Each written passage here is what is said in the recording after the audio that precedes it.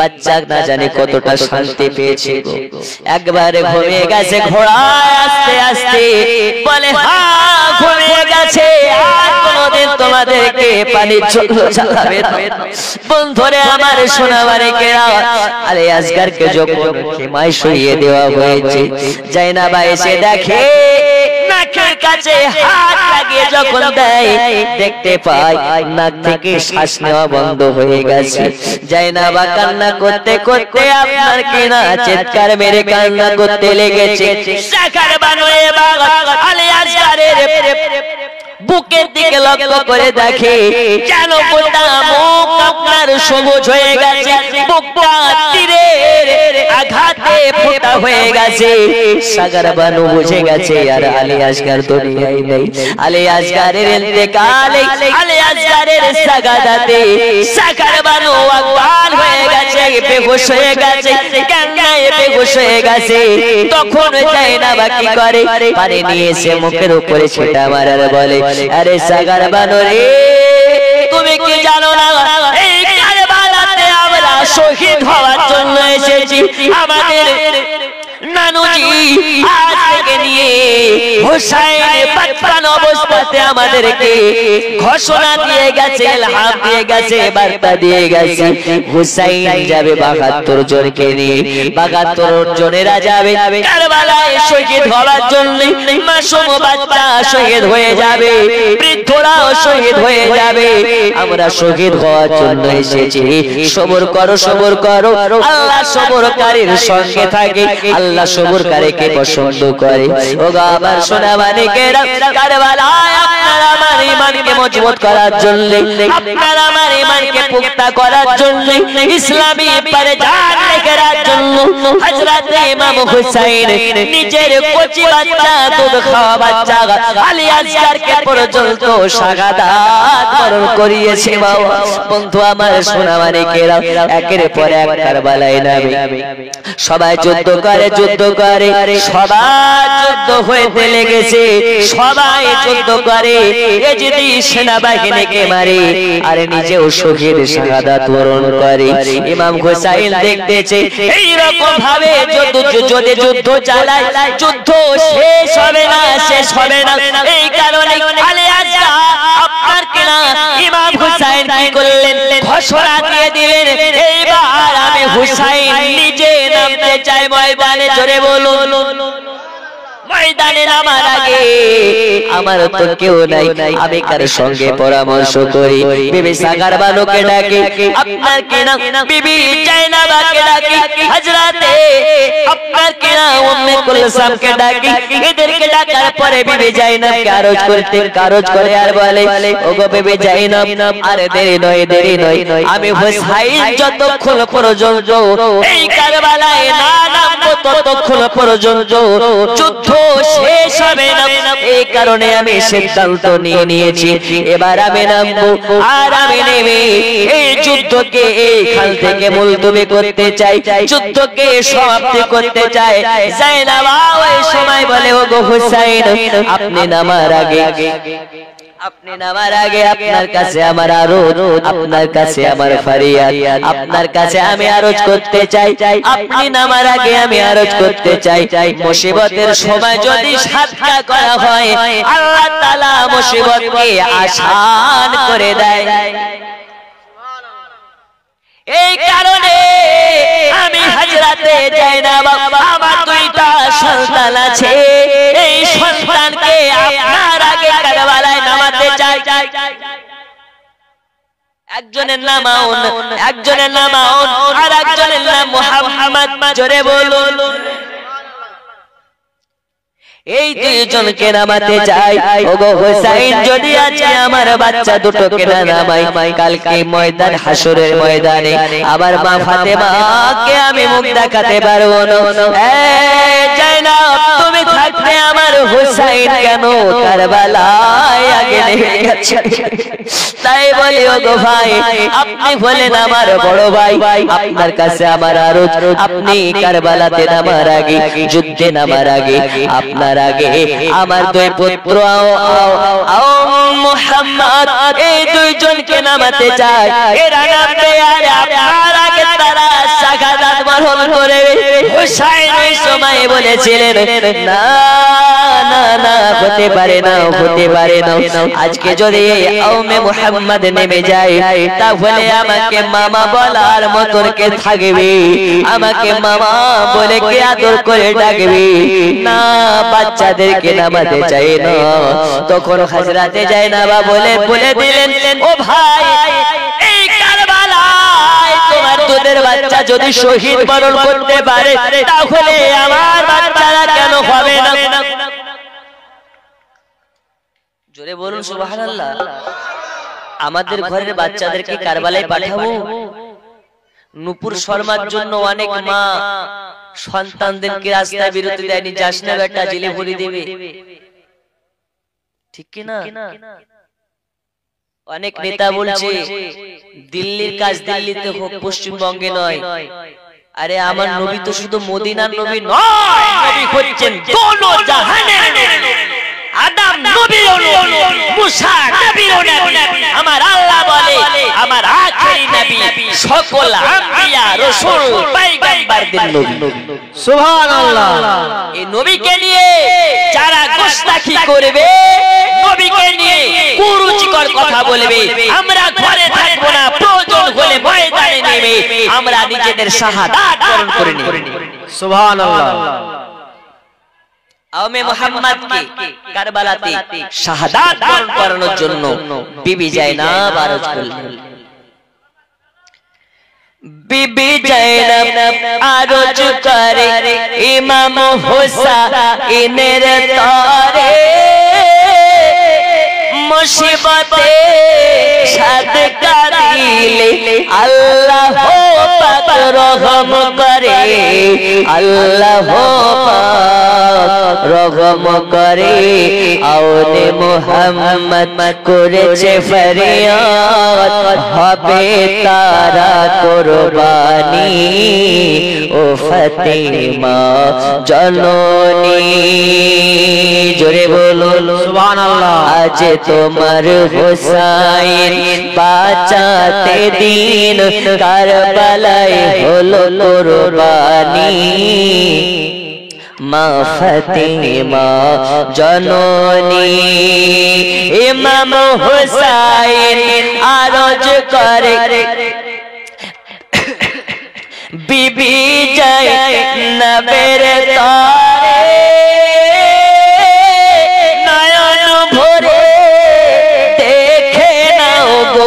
আসব নাকি আর ফিরে আসব নাকি আর ফিরে দাও গো দস্তর নবী মুস্তাফার দাও গো দস্তর নবী মুস্তাফা শের খোদার তলোয়ার খানি মা ফাতেমা জননী জোরে বলুন সুবহানাল্লাহ এ বাবা আমার সোনা মানিক এবারে হুসাইন পাক রাজি হয়ে গেলেন কওমে মুহাম্মদ নেমে গেলেন বাচ্চা বাচ্চা দুইজন বাচ্চা নেমেছে এমন ভাবে যুদ্ধ চালাচ্ছে আর তেমন ভাবে যুদ্ধ চালাচ্ছে যে বাচ্চা ছেলের কাছে 10 জন 15 জন করে আসে তো 10 জন 15 জনকে বড় বড় যোদ্ধাদের মতন 8 বছরের বাচ্চা 10 বছরের বাচ্চা যেন কলা গাছ ঝড়ার মতন করে ঝরতেছে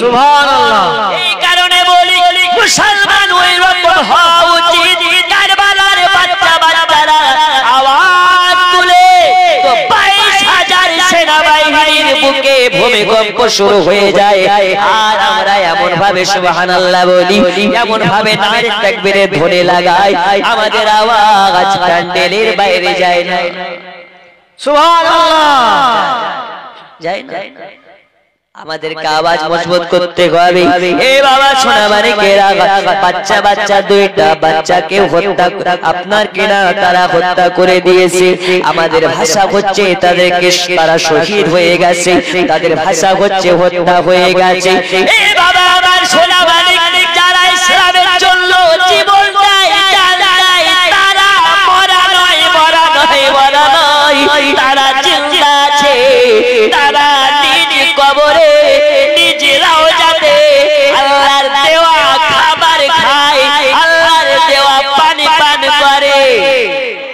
সুবহানাল্লাহ। এই কারণে আমাদের আকীদা আল্লাহর ওয়ালা আল্লাহ ওয়ালা যারা হয়ে যায় তারা মুর্দা নয়, তারা আমাদের মত নয়, তারা হচ্ছে ভিআইপি মুসলমান। সুবহানাল্লাহ। আচ্ছা ট্রেনে চড়েছে, ট্রেন দেখেছেন না? অনেক গ্রাম এলাকার মানুষ আছে ট্রেন দেখেনি। তো ট্রেন হয় তিন রকমের বেনিফিট থাকে ট্রেনে। একটা হচ্ছে ফার্স্ট ক্লাস, একটা হচ্ছে সেকেন্ড ক্লাস, আর একটা হচ্ছে থার্ড ক্লাস। ফার্স্ট ক্লাস যেগুলো এসি কামরা, ওইগুলোতে যারা ভিআইপি হয় তারা 1000 টাকা দিয়ে টিকিট করে। সেকেন্ড ক্লাস যারা স্লিপারে চড়ে তারা 200 টাকা দিয়ে টিকিট করে। আর যারা থার্ড ক্লাস এরা বলছে কেন 2000 টাকা দিয়ে করব, 10 টাকার টিকিট 2000 টাকা দিয়ে কেন করব, করে কয় টাকা দিয়ে, 20 টাকা দিয়ে। কথা বুঝেননি? তা আমরা হচ্ছে ওই রকম মুসলমান, আমরা হচ্ছে থার্ড ক্লাস মুসলমান। আর আল্লাহর ওলিরা আল্লাহর নেককার বান্দারা হচ্ছে ফার্স্ট ক্লাস মুসলমান। ওদের স্থান কি ওই থার্ড ক্লাস বক্ষিতে হবে না ফার্স্ট ক্লাসে হবে? ফার্স্ট ক্লাসে হবে। তাই যারা first class, third class, second class বুঝে না তারা হচ্ছে 1 নম্বরের গান্ডু, 1 নম্বরের মূর্খ। আমি ওই তো প্রথমেই বলেছি 73টি দলের মধ্যে একটি দল জান্নাতি, মান আলাইহি ওয়া আসহাবি, নবী এবং নবীর সাহাবাদিগণের দল, ওই দলের যারা অনুসারী তারাই হবে জান্নাতি, বাকি 72টা দল হবে জাহান্নামী। আবার নবী বলেছেন মান যারা কবরি ওয়াজাবাত লাহু শাফাআত, যে আমার মাজার শরীফকে জিয়ারত করে নেবে তাদেরকে আমার জন্য শাফায়াত ওয়াজিব হয়ে যাবে। আর আমার হুসাইনকে যারা দেখে নেবে আমি নবী আমাকে দেখা হবে, আর নবীকে দেখা মানে হাকিকাতে আল্লাহর দর্শন হয়ে যাবে। সুবহানাল্লাহ। কথা বুঝেননি? আর সালাতু মিফতাহুল জান্নাত, নামাজ হচ্ছে জান্নাতের চাবিকাঠি। আর সালাতু মিরাজুল মুমিনিন, নামাজ হচ্ছে মুমিনদের জন্য নামা আল্লাহ দেখার মাধ্যম। আল্লাহকে দেখা যায় নামাজ পড়ে না কাজা করে। একটু জোরে বলুন। এই জীবনে শুনে এখন 3 দিন ধরে ঘুম ভাঙবে না, এই মুসল্লি হয়ে লাভ আছে? জীবনী শুনে 4 দিন ধরে বিছানগত হয়ে গেছে, বলে জীবনী শুনে 3 দিন ধরে ঘুমে চোখে একদম নেশা ধরে গেছে, ঘুম ভাঙতেছে না। আল্লাহর ফারিস্তা বলছে একবার কবরে আয়, তোদেরকে সাইজ করার জন্য লাঠিতে তেল মাখানো চলছে। জীবনী শুনে কাজে দেবে না যদি নামাজ ফজরের না পড়ে। তাই ফজরের নামাজ কারা কারা পড়বেন একটু হাত তুলে দেখা। আর পড়বেন না? কারা কারা পড়বেন না হাত তুলে নেবে। সবাই পড়বেন? আল্লাহ আল্লাহ আল্লাহ। নামাজ পড়ুন। নামাজ হচ্ছে সমস্ত ইবাদতের মধ্যে আফজালুল ইবাদত। আর নবীর মুহাব্বত হচ্ছে ঈমানি মুহাব্বত। নবী হচ্ছেন ঈমান, নামাজ হচ্ছে ইবাদত। তাই ইবাদতের আগে ঈমান যদি না থাকে ইবাদতের কোনো দাম থাকবে না, নেই। তাই নবীকে নিয়ে আকীদা ঠিক করুন। দেখুন হযরতে ইমাম হুসাইন বলতেছেন এবার আমি নামবো কারবালায়। হযরতে হুসাইন রূপরেখা করে দিয়েছিলেন, সেই রূপরেখা অনুযায়ী আওমে মুহাম্মাদের পরে ইমাম হুসাইন পাক বলতেছেন এবারে আমি নামবো কারবালায়। হুসাইন যখন নেমেছে গোটা কারবালা যেন খা খা করতে লেগেছে। আব্বাজি আমার সোনাবানে কেরাও, হুসাইন নেমে গেছে কারবালাতে, দুলহা সেজে কারবালায় নেমেছে। কারবালাতে নামার আগে বেবে জাইনাবা হুসাইন পাককে দুলহা সাজিয়ে দিলেন, দুলহা সাজিয়ে দিলেন। যোদ্ধারা যেমন ভাবে নামে ওই রকম ভাবে দুলহা সাজিয়ে দিলেন। হযরতে বেবে জাইনাবা যেন আপনার কিনা হুসাইনের চোখে সুরমা লাগিয়ে দিলেন, গায়ে আতর লাগিয়ে দিলেন, রাসূলুল্লাহর মাথার পাগড়ি মুবারক বেঁধে দিলেন। হযরতে শেরে খোদা মওলা আলীর গাম আপনার কিনা পাগড়ি মুবারক খানো হযরতে হুসাইনের মাজার কোমরে বেঁধে দিলেন আর খঞ্জরে আপনার কিনা সুলেমানের তলোয়ার হযরতে আপনার আলী মুর্তজার জুলফিকার তলোয়ার খানা নিয়ে নিলেন হযরতে খাতুনে জান্নাত মা ফাতেমা জোহরা ওই জান্নাতে চাদর খানা নিয়ে নিলেন তারপরে হযরতে ইমাম হুসাইন পাক সবার কাছ থেকে সালাম নিয়ে সবার কাছ থেকে আপনার কিনা বিদায় নিয়ে বিবি জায়নাবাকে বলে বোন জায়নাবা রে জায়নাবা তোমার উপরে দায়িত্ব অর্পণ করলাম আমার শহীদ হয়ে যাওয়ার পরে আমার ওফাত হয়ে যাওয়ার পরে আমার শহীদ হয়ে যাওয়ার পরে সবাইকে গুছাইয়া সবাইকে একত্রিত করে মদিনা নিয়ে যাবে আর মদিনা যাওয়ার পরে সবার কাছে শান্তির বার্তা পৌঁছাবে জোরে বলুন সুবহানাল্লাহ এবার হযরতে ইমাম হুসাইন কারবালায় নেমে গেলেন কারবালাতে নেমে গিয়ে হযরতে হুসাইন পাক বলতেছে আমি হুসাইন মারতে আসি নাই যুদ্ধ করার পক্ষে আগেও ছিলাম না এখনো নাই আগামীতেও থাকবো না আমি হুসাইন আজ কারবালাতে তোদেরকে আগে তলোয়ারের আঘাত করতে পারি না আমি হুসাইন আগে তোরা তলোয়ারের আঘাত করবি তারপরে আমি হুসাইন আমার তলোয়ার চলবে সুবহানাল্লাহ নেমে গেল তলোয়ার চালানোর জন্য এ বাবারা এজিদি দলনেতা হুকুম করে দিল নামো নামো হুসাইনের সঙ্গে নামো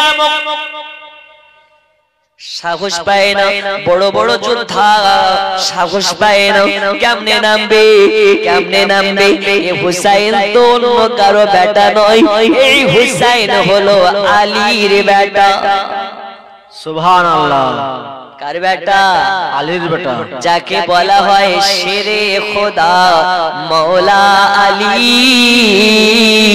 যার কাছে কুইন্টাল কুইন্টাল ওজনের লোহা হাতের ঢাল হয়ে যায়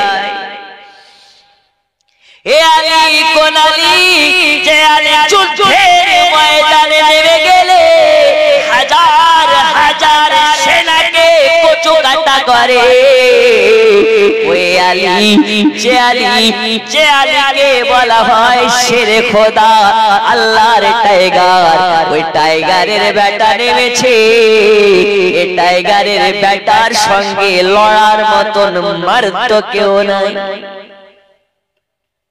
হুসাইনের সঙ্গে লড়ার মতন কেউ নাই এই তুই নাম আমার পিঠে ব্যথা আমি নাতে পারবো না একটু পরে নাম এই তুই তো বড় যোদ্ধা ইরাকের যুদ্ধে গিয়ে বিশাল মাত্রা বড়ি করছিলি তুই না যে বলিস না আমার হাজার ব্যথারি এখন নামতে পারবো না একটু পরে নামছি আছি তো আছি এরকম বাটপার আছে না নেই ওর কাছে দান চাইতে যাবেন ভাই 1000 টাকা দাও আরে আছি তো আছি আমরাই তো দেব কে দিবে ওর জালসা হয়ে যাবে মাদ্রাসা কমপ্লিট ও দেখা নাই টাকা নাই আছে না নাই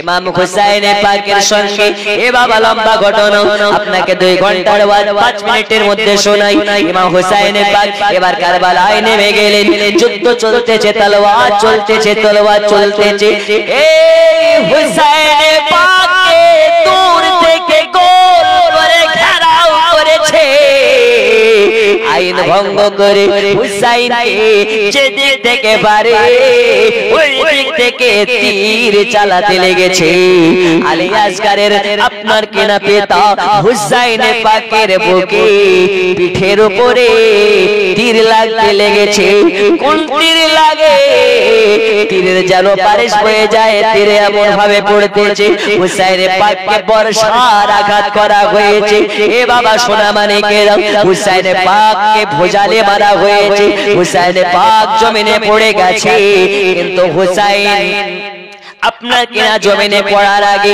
ইয়া তোমার মেরেছে এজিদি কুত্তা বাহিনীকে ইয়া তোমার মেরেছে যে হুসাইনের সামনে কেউ দাঁড়াতে পারে না হুসাইনের সামনে কেউ দাঁড়াতে পারে না হুসাইন এমন ভাবে মারে একবার তলোয়ার চালায় এই এক তলোয়ারে 2 জন 3 জনের মুন্ড আলাদা করে ফেলে এই হুসাইন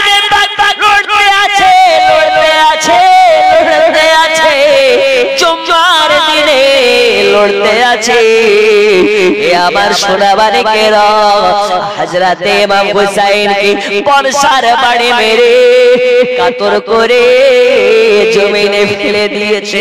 এ বাবারা হযরতে ইমাম হুসাইন যখন জমিনে পড়ে গেছে হুসাইনে পাকের বুকের উপরে সীমার নামক পাপী, সীমার নামক গুনাহগার, সীমার নামক মদখোর, জুয়াখোর, হারামখোর, জেনাখোর সীমার হুসাইনের বুকের উপরে বসে দাড়ি মোবারক গুলোকে ধরে নিয়েছে, চুলকে ধরে নিয়েছে, দুই পাকে হাতের উপরে চাপা দিয়েছে আর হুসাইনকে বলে এই হুসাইন এখনো সময় আছে, হুসাইন আমাদের রাজ্যের সাম্রাজ্যের বাদশা, আমাদের রাজা ইয়াজিদের কাছে আত্মসমর্পণ যদি করো হয়তো তোমাকে maaf করে দেবে, আর যদি আজকে না আত্মসমর্পণ করো তাহলে তোমাকে শহীদ করে দেওয়া হবে।